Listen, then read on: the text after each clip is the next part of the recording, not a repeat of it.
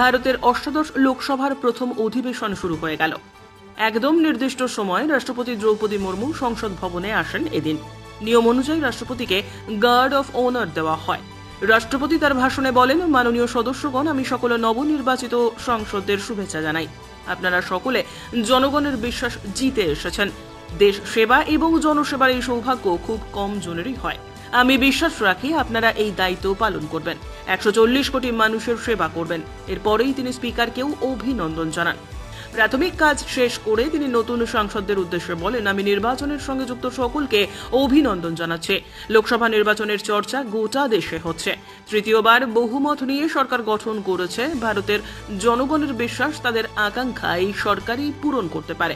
এই নির্বাচন নীতি নির্বাচন নীতি মজবুত এবং নির্ণায়ক সরকারে বিশ্বাস, সুশাসন, স্থিরতায় বিশ্বাস, কঠোর পরিশ্রম ও সততায় বিশ্বাস, বিকশিত ভারতে বিশ্বাস। তিনি আরও বলেন, এই লোকসভা স্বাধীনতার 75 বছরের সাক্ষী হবে। আগামী সপ্তাহে এই সরকার বাজেট পেশ করতে চলেছে। এই বাজেটে অনেক ঐতিহাসিক পদক্ষেপ নেওয়া হবে। রিফান্ডের গতি আরও দ্রুত হবে। কেন্দ্র রাজ্য সামঞ্জস্য রেখে কাজ করে যাবে। রিফর্ম, পারফর্ম এবং ট্রান্সফর্মের নীতিতে ভারতের অর্থনীতি বিশ্বের দ্রুততম অর্থনীতিতে পরিণত হয়েছে। ব্যুরো রিপোর্ট, উত্তরের প্রহরী।